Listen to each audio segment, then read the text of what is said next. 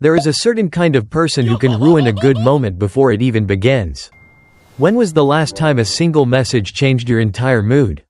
Not because anything bad happened, but because the wording felt different. You are sitting with someone you care about. The conversation is easy, maybe even warm. Then their tone shifts slightly.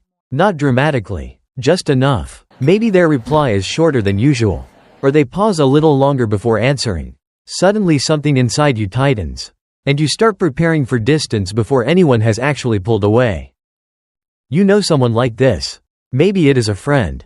Maybe it is someone you have dated. Or maybe, and this is where it gets uncomfortable, maybe it is you. Most people call this emotional intelligence. Being observant, careful, and aware of subtle signals looks like wisdom. But sometimes that same awareness becomes a trap. When your brain constantly scans for rejection, even small uncertainties begin to feel like warnings. It can feel like a gift. But it is also a cruel burden that slowly drains your emotional energy.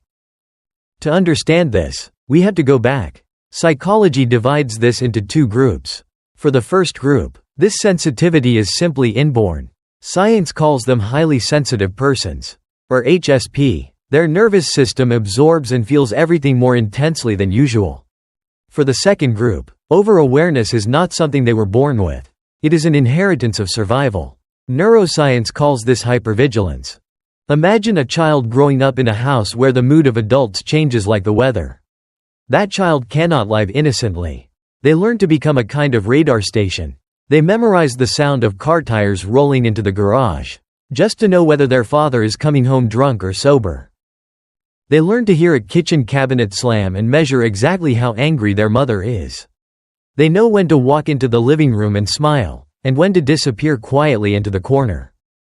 Their amygdala, the brain's danger alarm center, stays constantly activated. It records a single message. This environment is not safe. Keep scanning and stay ahead of what is coming. No one teaches them this. Their nervous system builds it automatically. Your emotional awareness was not taught. It was trained. You did not learn this in a classroom. You learned it in a house where the wrong read could cost you. When they become adults, they often ask themselves questions. Why do I always assume people are about to leave? Why does a small change in tone feel like a warning? Something must be wrong with me. But no, they are not broken. They are carrying a kind of intelligence shaped by survival. The shield that once protected them has now fused into their skin. So how does that shield show up in adult life? Sign 1. Living in constant analysis mode. For most people, a conversation is simply a conversation. But for them, the mind is always running a hidden equation. Their boss sends a Slack message at 4 in the afternoon asking them to come by later for a minute. For most people, that simply means a meeting. For them, a wave of tension appears immediately. Is my boss upset? Did I mess something up? They do not just hear words. They notice the 3-second pause before someone compliments their shirt.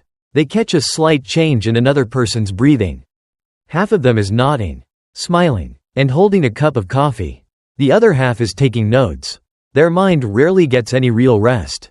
They can feel exhausted after a day of doing nothing, because their brain just finished running a hidden marathon. Sign 2. The camera turns inward. But here is what people often miss. That analysis does not only point outward. It turns back on themselves. They do not just feel an emotion. They monitor it, and then they judge it. They might be walking outside and suddenly feel sad. Instead of simply feeling it, the chain reaction begins. Why am I sad? Does this even make sense? I should feel grateful. I am terrible for feeling this way. Even joy gets dissected. They laugh at a joke at a dinner party. And the very next second part of their mind floats near the ceiling. Did I laugh too loudly? That might have sounded fake. They may not miss a single step, but they lose the sense of flow. Sign 3. Empathy that cannot be turned off. For them, empathy is not a skill they choose to use when a friend is crying. It is a state that rarely turns off. They walk into a meeting room. No one says a word. Yet they can already feel irritation between two coworkers. Someone on the bus taps their foot with nervous energy. And suddenly their own heart begins beating faster. A friend talks about their divorce. And after they go home, that pain sits in their chest for days. They become the emotional regulator for everyone around them. People love being around them because they feel understood. But the price is exhaustion. And at the end of the day, the one who always understands others also needs someone to understand them. There is a strange pattern on YouTube. The people who watch long videos about emotional awareness and psychology are often the same people who feel this the most. They might spend 2 hours watching a video about why they overthink. But when someone asks if they are okay, they simply say they are fine. That is not random, that is you. Sign 4. Control is the final defense. When everything becomes overwhelming, the mind searches for one final escape. Not control over other people, but control over uncertainty. A quiet belief forms. If I can predict every possible variable, I will not be surprised by pain. Their mind begins running simulations non-stop. What if that person suddenly pulls away? What if everything I am building disappears tomorrow? If the worst happens, how do I react so I do not fall apart? Here is the confusing part. Even when you know someone has not rejected you, your brain still prepares for it. Even when the room is safe, your nervous system keeps scanning. Knowing does not stop the feeling. That is not weakness. It simply shows how deep the wiring goes. So what can overly aware people actually do? They cannot simply turn off their awareness. The solution is not to become less aware. The solution is to stop carrying everything. People who move beyond this burden often anchor themselves in 3 quiet shifts. First, not every silence is a hidden message. If someone replies slowly, sometimes they are simply exhausted. Second, not every emotion requires action. Anxiety may appear, and instead of analyzing it immediately, they simply notice it and let it pass. Third, not every insight needs to be spoken. They may see someone's insecurity clearly, but they do not have to become that person's therapist. Clarity is only a gift when it comes with boundaries. You are not too sensitive. You are simply too unprotected. And there is a difference. When they begin practicing this kind of letting go, something remarkable happens. Their awareness does not disappear. It softens and matures. They still see deeply into human nature, but they no longer cling to every flaw. They still feel the energy of a room, but they are no longer pulled into its current. They move from using awareness to predict toward using it to be present.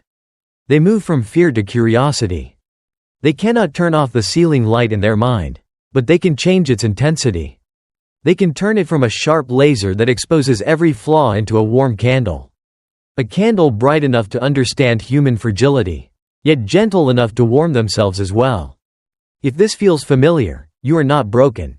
You are someone whose nervous system learned to protect your heart before anyone taught you how. And sometimes the people who fear rejection the most become the ones who offer the safest love. The same mind that once searched for danger is also capable of something extraordinary. Noticing love when it is finally real. So be honest. Do you read the room, or do you get trapped inside it? The people who notice everything are often the ones nobody notices carrying it. Drop it in the comments. And if this finally gave words to something you have felt but never said out loud, subscribe. There is a lot more where this came from.